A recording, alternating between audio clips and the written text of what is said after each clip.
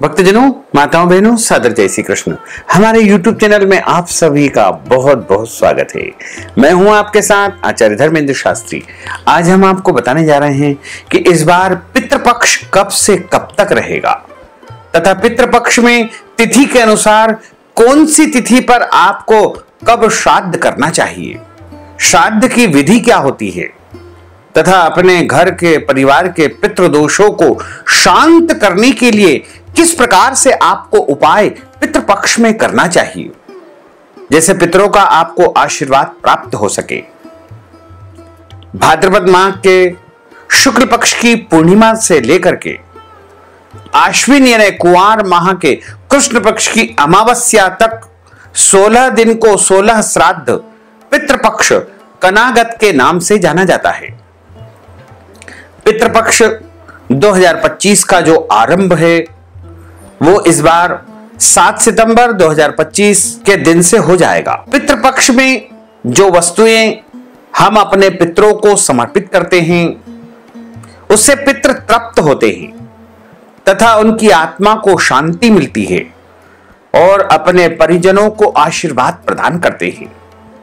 जैसे ही पितृपक्ष का आरंभ होगा वैसे ही पितृलोक के द्वार खुल जाएंगे और सारे पितर अपने अपने परिजनों के निवास स्थान के समीप वायु रूप में आ जाएंगे और उनसे अपेक्षा करेंगे कि उनके निमित्त पिंडदान करेंगे, तर्पण करेंगे, श्राद्ध कर्म करेंगे। और जब उनको तर्पण, श्राद्ध या पिंड प्राप्त होते हैं तो वो तृप्त होकर के अपने परिजनों को आशीर्वाद देकर के पुनः सर्व पितृ मोक्ष अमावस्या के दिन पितृलोक को प्रस्थान कर जाएंगे।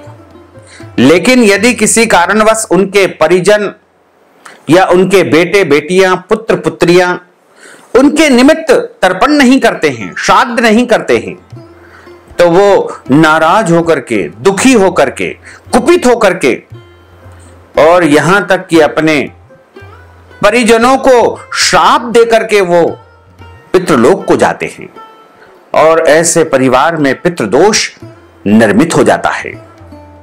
इसलिए यदि आप अपने पितरों को प्रसन्न करना चाहते हैं, अपने पूर्वजों को तृप्त करना चाहते हैं, अपने घर के परिवार के पितरों को संतुष्ट करना चाहते हैं, अपने घर के पितृदोषों को समाप्त करना चाहते हैं, तो पितृपक्ष के जो 16 दिन हैं, जो कि 7 सितंबर 2025 रविवार से लेकर के 21 सितंबर 2025 रविवार तक उनके निमित्त प्रतिदिन कुछ न कुछ करते रहें।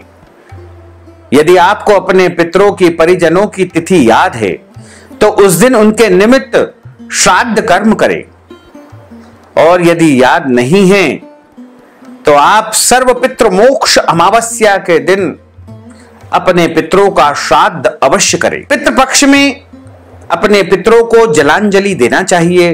तिल, कुशा और जव के माध्यम से पितरों को जलांजलि प्रदान की जाती है तथा उनके निमित्त पिंडदान किए जाते हैं, तर्पण किया जाता है, श्राद्ध कर्म किया जाता है और गाय के गोबर के जो कंडे बनते हैं उनको जला करके गुड़, घी और मीठी वस्तु धूप में अर्पण करके पितरों को धूप दी जाती है तथा पितरों की तृप्ति के लिए ब्राह्मणों को भोजन करवाया जाता है। अपने पितरों की तृप्ति के लिए ब्राह्मणों को अन्न दान किया जाता है, वस्त्र दान किया जाता है, गौ दान किया जाता है, स्वर्ण दान किया जाता है।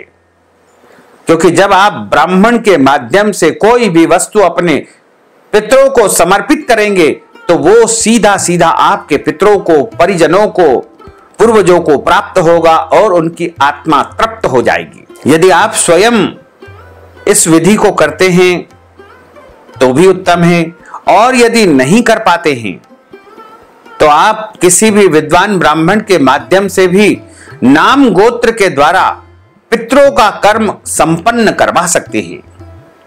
पितृकर्म सभी को करना चाहिए, चाहे लड़का हो या लड़की।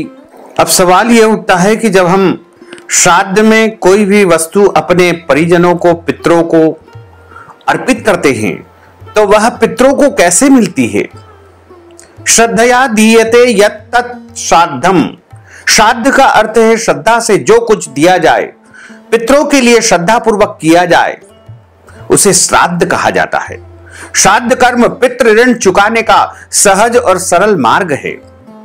पितृपक्ष में श्राद्ध करने से पितरगण वर्ष भर प्रसन्न रहते हैं। श्राद्ध कर्म से व्यक्ति केवल अपने सगे संबंधियों को ही नहीं, बल्कि ब्रह्मा विष्णु महेश से लेकर के तृण पर्यंत सभी प्राणियों व जगत को तृप्त करता है। पितरों की पूजा को साक्षात भगवान श्री हरि विष्णु की पूजा मानी गई है। श्राद्ध की वस्तुएं पितरों को कैसे मिलती है? प्रायः कुछ लोग इस बारे में शंका करते हैं कि श्राद्ध में समर्पित की गई वस्तुएं पितरों को कैसे मिलती है।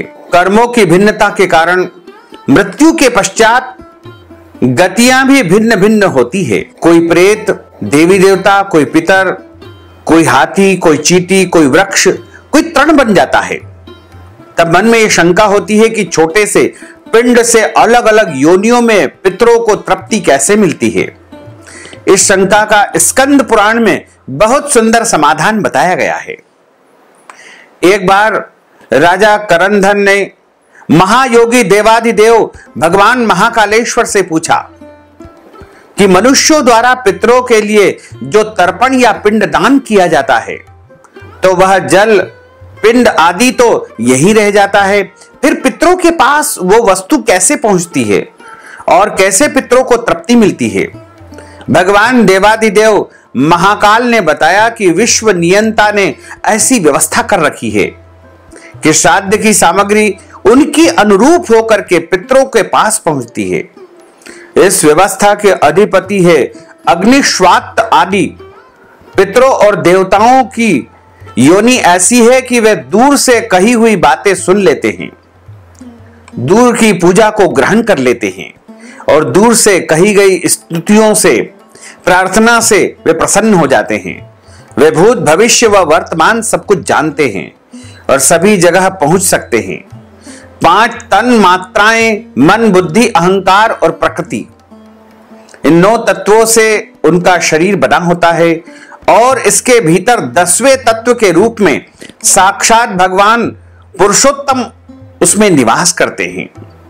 इसलिए देवता और पितर गंध व रस तत्व से तृप्त होते हैं, शब्द तत्व से रहते हैं और स्पर्श तत्व को ग्रहण करते हैं। पवित्रता से ही वे प्रसन्न होते हैं और वरदान देते हैं। जैसे मनुष्यों का आहार अन्न है, पशुओं का आहार तृण यानी घास है, वैसे ही पितरों का आहार अन्न का सार तत्व गंध और रस है। अतः वे अन्न व जल का सार तत्व ही ग्रहण करते हैं। शेष जो स्थूल वस्तु है वह यही रह जाती है। पितरों को वह वस्तु नाम गोत्र के उच्चारण के साथ जो अन्न, जल, द्रव्य आदि दिया जाता है, वैश्वदेव एवं अग्निश्वात दिव्य पितर हव्य कव्य को पितरों तक पहुंचा देते हैं।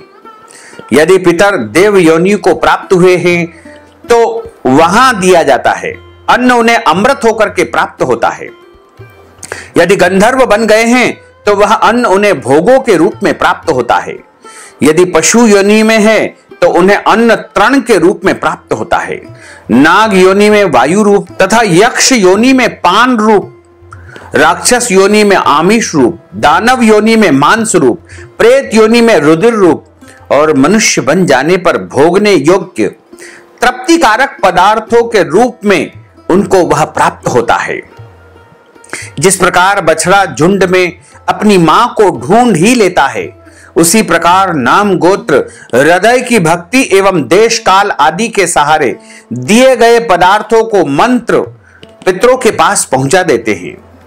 जीव चाहे सैकड़ों योनियों को भी पार क्यों न कर गया हो, तृप्ति तो उसके पास पहुंच ही जाती है। अतः आप पूरे श्रद्धा के साथ में श्राद्ध करके अपने पूर्वजों को तृप्त करें और उनका आशीर्वाद रूपी आशीष से अपने पूरे परिवार के जीवन में सुख, शांति व समृद्धि लाए। इस श्राद्ध पक्ष में आपके अपने पूर्वजों का आशीर्वाद आपको प्राप्त हो, यही मंगल कामना, शुभ कामना हम आपको प्रदान करते हैं। यदि आप अपने पितरों की तिथि के अनुसार उनका श्राद्ध करना चाहते हैं तो पूर्णिमा तिथि का जो श्राद्ध है वो 7 सितंबर 2025 रविवार को होगा। वहीं प्रतिपदा तिथि का श्राद्ध 8 सितंबर 2025 सोमवार को होगा। द्वितीया तिथि का श्राद्ध 9 सितंबर 2025 मंगलवार को होगा। वहीं तृतीया तिथि का श्राद्ध 10 सितंबर 2025 बुधवार को होगा। चतुर्थी तिथि का श्राद्ध 10 सितंबर 2025 बुधवार को ही होगा, क्योंकि इस बार चतुर्थी तिथि का जो श्राद्ध है वो भी 10 सितंबर को ही बताया गया है। पंचमी तिथि का श्राद्ध 11 सितंबर 2025 गुरुवार को होगा। षष्ठी तिथि यानी छठ का श्राद्ध 12 सितंबर 2025 शुक्रवार को होगा। सप्तमी तिथि का श्राद्ध 13 सितंबर 2025 शनिवार को होगा। वहीं अष्टमी तिथि का श्राद्ध 14 सितंबर 2025 रविवार को होगा। नवमी तिथि का श्राद्ध 15 सितंबर 2025 सोमवार को होगा। दशमी तिथि का श्राद्ध 16 सितंबर 2025 मंगलवार को होगा। एकादशी तिथि का श्राद्ध 17 सितंबर 2025 बुधवार को होगा। द्वादशी तिथि का श्राद्ध 18 सितंबर 2025 गुरुवार को होगा। त्रयोदशी तिथि का श्राद्ध 19 सितंबर 2025 शुक्रवार को होगा। चतुर्दशी तिथि का श्राद्ध 20 सितंबर 2025 शनिवार को होगा। वहीं अमावस्या का श्राद्ध तथा सर्व पितरों का श्राद्ध सर्वपितृ मोक्ष अमावस्या के दिन यानी 21 सितंबर 2025 रविवार को होगा। यदि आपको अपने पूर्वजों की पितरों की तिथि याद नहीं है तो आप 21 सितंबर 2025 रविवार के दिन सर्वपितृ मोक्ष अमावस्या के दिन उनका श्राद्ध करें तथा पितरों की विदाई करके पितरों का विसर्जन कर सकते हैं। तो भक्तजनों, माताओं, बहनों, यदि आप हमारे माध्यम से अपने पितरों का श्राद्ध करवाना चाहते हैं, पितृदोष शांति करवाना चाहते हैं, तर्पण करवाना चाहते हैं, ब्राह्मण भोजन करवाना चाहते हैं, तो इस हेतु अपना नाम, गोत्र, पितरों का नाम, गोत्र हमें भेजे और इस हेतु नगद धनराशि हमारे गूगल पे, फोन पे, पेटीएम नंबर, अकाउंट नंबर के माध्यम से भेज करके सर्व पितृ का आशीर्वाद प्राप्त करें और अपने घर के परिवार के पितरों को तृप्त करके पितृ दोषों का समन आप कर सकते हैं। तो भक्तजनों, माताओं, बहनों, आप सभी से अनुरोध है कि हमारे इस ज्ञानवर्धक वीडियो को अधिक से अधिक लोगों को शेयर करिएगा, लाइक करिएगा, कमेंट करिएगा और यदि अभी तक आपने सब्सक्राइब नहीं किया है तो अभी और इसी समय सब्सक्राइब कर लीजिए ताकि इसी प्रकार की ज्ञानवर्धक वीडियो आपको सबसे पहले प्राप्त हो सके। आपको और आपके पूरे परिवार को सादर जय श्री कृष्ण, सादर धन्यवाद।